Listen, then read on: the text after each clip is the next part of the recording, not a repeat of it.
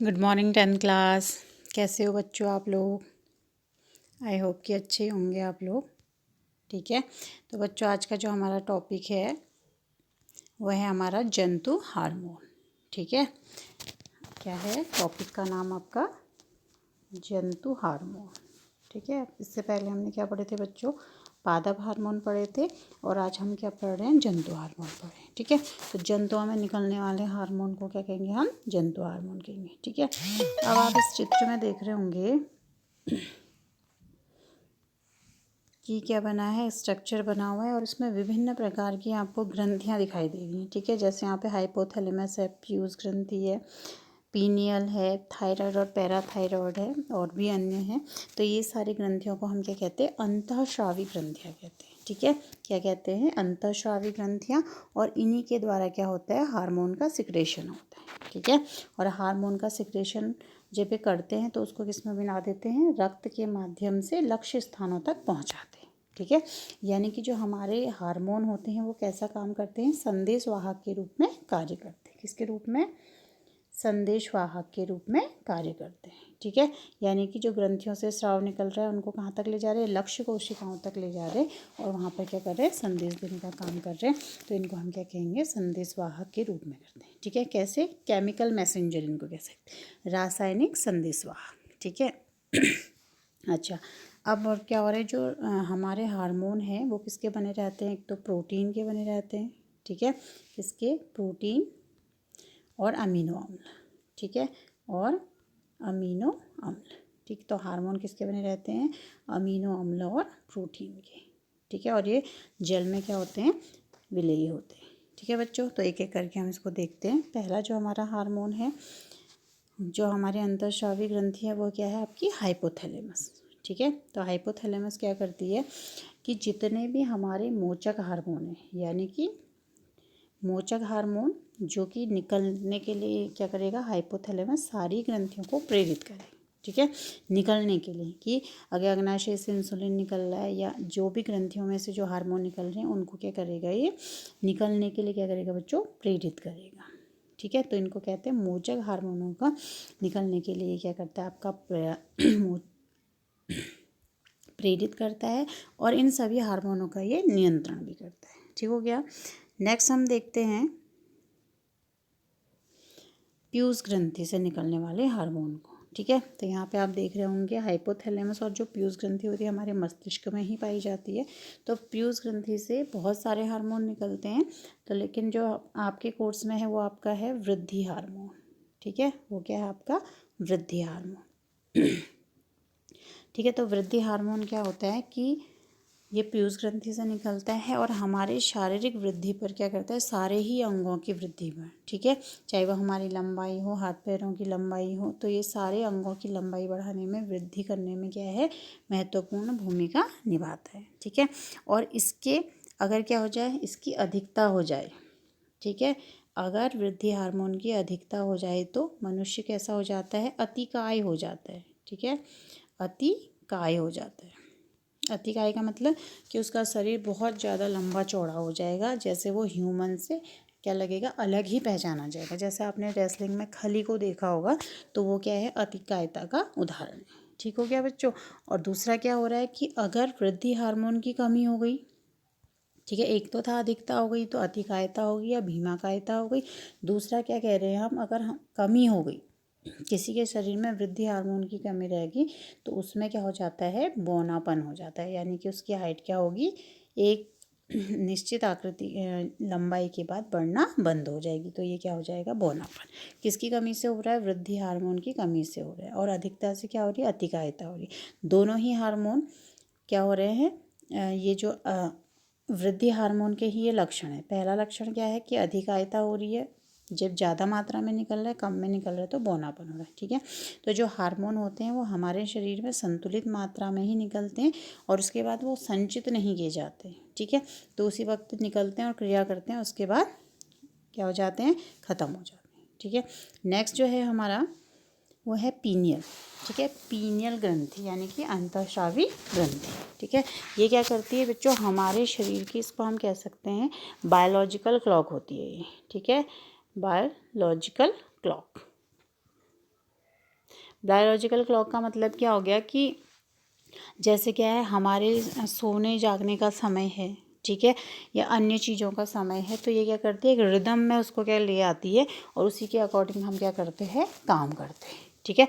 जैसे अगर हम रोज़ सुबह 5 बजे उठ रहे हैं तो हम बिना अलार्म के ही क्या होगा 5 बजे उठ जाएंगे, ठीक है। सोने का टाइम निश्चित है, खाने का टाइम निश्चित है, तो अगर हम क्या करें, एक रूटीन फॉलो करें तो वो पीनियल काय क्या करता है, उसको जैसे घड़ी होती है ना हमें टाइम बताती है इतने बजे हैं, अगर सपोज कीजिए स्कूल जाना है तो इतने बजे स्कूल जाना है, फिर ये है लंच का टाइम है, फिर छुट्टी का टाइम है, ऐसी ये हमारे बॉडी में क्या करती है, अगर हम इसको इंस्ट्रक्शन को फॉलो ये करेगी तो ये क्या करेगी, हमारे सोने जागने खाने पीने के सारे ही क्रियाविधि को क्या कर देती है, कंट्रोल करती है, ठीक है।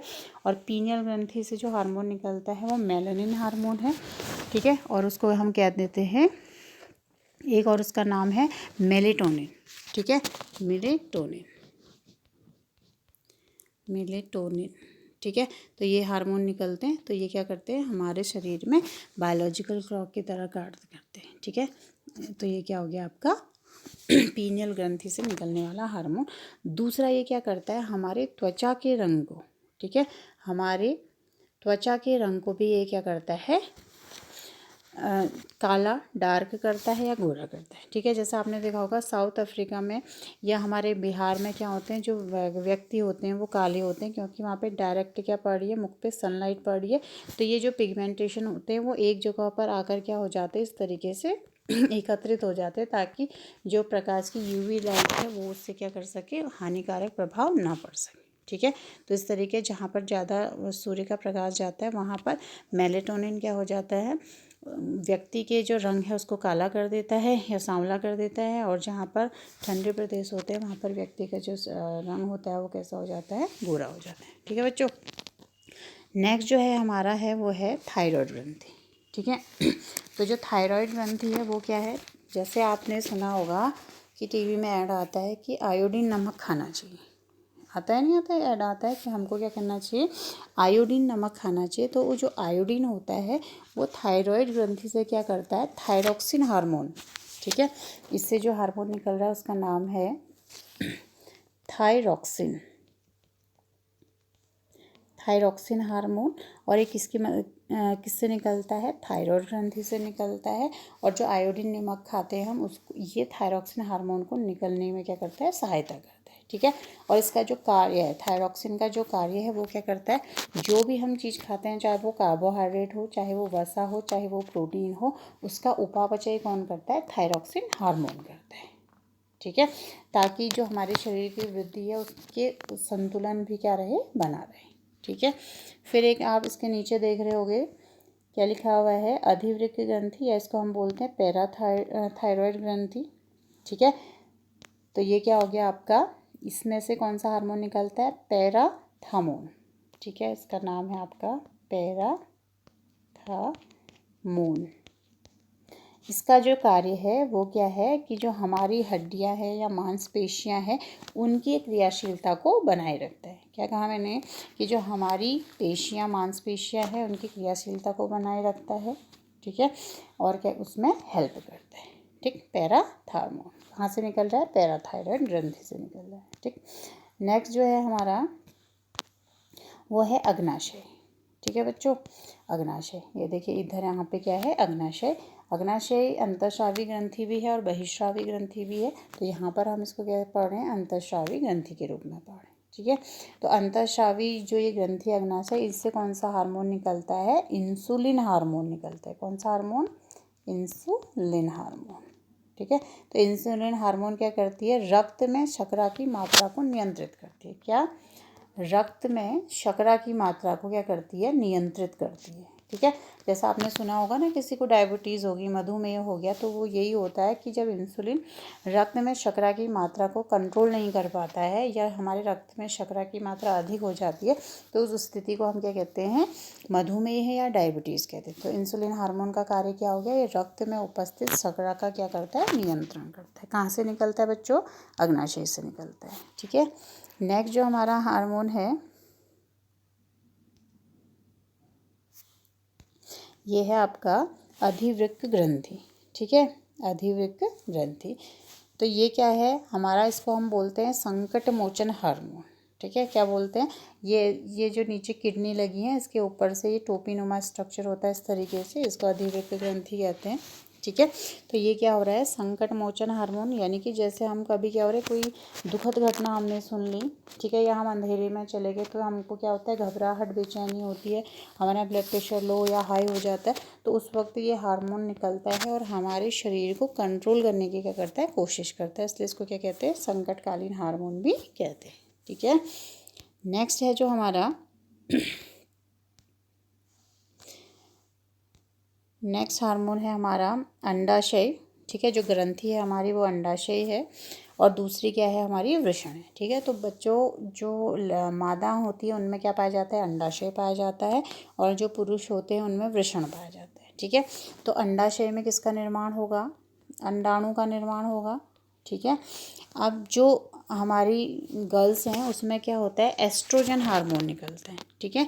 एस्ट्रोजन हार्मोन निकलता है और ये क्या करता है, गर्ल्स में द्वितीयक लैंगिक लक्षणों का विकास करता है और अंडाणु बनने की प्रक्रिया को जारी रखता है। जैसे कि आपने देखा होगा कि प्रायः 10-12 साल तक क्या होता है, मेल और फीमेल जो बच्चे होते हैं, ठीक है, बॉय और गर्ल, वो क्या होते हैं, एक समान होते हैं, लेकिन जैसे जैसे आयु बढ़ती है 10-12 साल के बाद उनमें क्या होता है, शारीरिक परिवर्तन होने लगते हैं। ठीक है। जैसे लड़कियां क्या हो गया, उसमें मेंस्ट्रुअल साइकिल स्टार्ट हो जाएगी। ठीक है। और उनकी आवाज़ कैसी हो जाएगी, मधुर हो जाएगी। ठीक है। और ब्रेस्ट इनलार्जमेंट होने लगेगा। ठीक है। और जबकि जो बॉयज़ होते हैं उसमें क्या होता है, टेस्टोस्टेरोन नामक हार्मोन निकलता है। कौन सा हार्मोन, टेस्टोस्टेरोन हार्मोन निकलता है, जो कि उनकी आवाज़ को मोटी कर देता है और दाढ़ी मूछ निकलने के लिए क्या करता है, प्रेरित करता है। और साथ ही किसका, शुक्राणुओं का भी क्या करता है, निकलने के लिए हेल्प करता है। ठीक है। तो मादा में कौन सा है, अंडाशय में क्या हो रहा है, अंडाशय हमारी एक अंतःस्रावी ग्रंथि है जो एस्ट्रोजन हार्मोन को, ठीक है, एस्ट्रोजन हार्मोन को निकालती है लड़कियों में, ठीक है, मादाओं में, और यह क्या करता है, द्वितीयक लैंगिक लक्षणों का विकास करता है। और जबकि जो बॉयज़ होते हैं उसमें कौन सा हार्मोन निकल रहा है, टेस्टोस्टेरोन निकल रहा है, जो शुक्राणुओं को निकलने में मदद करता है और उनकी आवाज़ भारीपन आने लगता है और दाढ़ी मूंछ आने लगती है। ठीक है। तो ये क्या हो गया आपका, टेस्टोस्टेरोन के वजह से होगी। ठीक है बच्चों। अब आपकी बुक में एक एक्टिविटीज़ दे रखी है, उसको हम देखते हैं। ठीक है। तो ये देखिएगा, इसमें आपके पीछे से दे रखी है और इसमें कुछ कुछ स्थान यहाँ पे क्या है, खाली थे और इनको क्या करना है, भरना है। यहाँ पे तो मैंने भरे हैं, आप अपनी बुक के अकॉर्डिंग देखिएगा। ठीक है। तो इसमें क्या है कि जो ये एक्टिविटी है इसमें लिखा है कि अंतःस्रावी हार्मोन और उससे निकलने वाले हार्मोन की जो श्रेणी है उसको क्या करिए, आप फिलअप करिए। तो इसमें जो पहला हार्मोन है हमारा वो है वृद्धि हार्मोन। ठीक है। तो अभी हमने आपको बताया था कि वृद्धि हार्मोन कौन सी अंतःस्रावी ग्रंथि से निकलता है, पीयूष ग्रंथि से निकलता है। ठीक है। और उसको प्यूटरी ग्रंथि भी बोलते हैं इंग्लिश में। तो इसका कार्य क्या है, सभी अंगों को में वृद्धि के लिए प्रेरित करना या सभी अंगों का विकास करना। ठीक है। किस रूप में, वृद्धि के रूप में। ठीक हो गया। दूसरा है इसमें हमारा थायरॉक्सिन। तो इस भरना है जगह को, तो यहाँ पे क्या दिया है, थायरॉइड ग्रंथि दे रखी है और आगे क्या दे रखा है, शरीर की वृद्धि के लिए उपापचय का नियमन करना। ठीक है। यानी कि जो भी हम खाते हैं उसका क्या करना, उपापचय करना।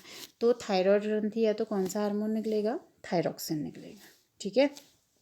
नेक्स्ट है इसमें हमारा इंसुलिन। ठीक है। इंसुलिन हार्मोन कहाँ से निकलता है, अग्नाशय से निकलता है और इसका कार्य क्या है, रक्त में शर्करा की मात्रा को नियंत्रित करना। ठीक है बच्चों, अभी बताया था। फिर है आपका टेस्टोस्टेरोन। ठीक है। तो टेस्टोस्टेरोन कहाँ निकलता है, नर में निकलता है। ठीक है। और ये क्या होता है, वृषण से निकलता है, अंतःस्रावी ग्रंथि वृषण से निकलता है और इसका कार्य क्या होता है, शुक्राणुओं का निर्माण होता है और दूसरा क्या होता है, द्वितीयक लैंगिक लक्षणों का विकास करना होता है। नेक्स्ट है हमारा, यहाँ पे खाली स्थान दिया है और दिया है अंडाशय और आगे लिखा है मादा लैंगिक अंगों का विकास और क्या होता है, मेंस्ट्रुअल साइकिल के लिए नियमन और क्या होगा, द्वितीयक लैंगिक लक्षणों का विकास। तो ये क्या हो गया, अंडाशय से कौन सा हार्मोन निकलता है, एंड्रोजन निकलता है। ठीक है। नेक्स्ट है हमारा एड्रेनल। ठीक है। एड्रेनल को हमने अभी हिंदी में बोला था अधिवृक्क ग्रंथि। ठीक है। तो एड्रेनल कहाँ से निकल रहा है आपका, एड्रिनल ग्रंथि से या अधिवृक्क ग्रंथि से निकल रहा है और इसको हम कैसे, किस रूप में जानते हैं, संकटकालीन हार्मोन के रूप में जानते हैं। ठीक हो गया बच्चों। नेक्स्ट है हमारा मोचक हार्मोन। तो शुरू में जो हमने हार्मोन पढ़ा था वो मोचक हार्मोन था। तो मोचक हार्मोन कहाँ से निकलता है? हाइपोथैलेमस से निकलता है। और इसका कार्य क्या है कि पीयूष ग्रंथि से जितने भी हार्मोन निकलते हैं उनको प्रेरित करना और उन पर नियंत्रण करना। ठीक है। फिर नेक्स्ट इसमें है मेलेटोनिन। ठीक है। मेलेटोनिन कहाँ से निकलता है? आगे बताया था मैंने, पीनियल ग्रंथि से निकलता है। और ये क्या करता है? एक तो बायोलॉजिकल क्लॉक को सेट करता है हमारे शरीर की, ठीक है, और दूसरा त्वचा के रंग का निर्धारण करता है। ठीक। और लास्ट है आपका रिलैक्सिन। और ये कहाँ से निकलता है? मादा में प्लेसेंटा से निकलता है, जो शिशु के जन्म में क्या होता है? सहायक होता है। ठीक है बच्चों। तो आज ये एक सारे क्या थे आपके? जंतु हार्मोन। ठीक है। तो ये वाला जो आपका है क्रियाकलाप, इसको आप क्या करेंगे? कॉपी में ऐसी कॉलम बनाएंगे और इसको फिलअप करेंगे। ठीक हो गया। और जो आगे चित्र है, ये वाले चित्र को क्या करेंगे? अपनी कॉपी में बनाएंगे वाइट पेज में। ठीक हो गया। और उसके बाद कल मैं आपको क्वेश्चन आंसर PDF के थ्रू भेजूँगी। ठीक है बच्चों। और यहीं पर ये चैप्टर आपका क्या होता है? ख़त्म होता है। ठीक है। तो कल मैं आपको क्वेश्चन आंसर भेजूँगी, आप उसको कर लीजिएगा। फिर हम नेक्स्ट टॉपिक स्टार्ट करेंगे, नेक्स्ट चैप्टर। ठीक है बच्चों। Thank you.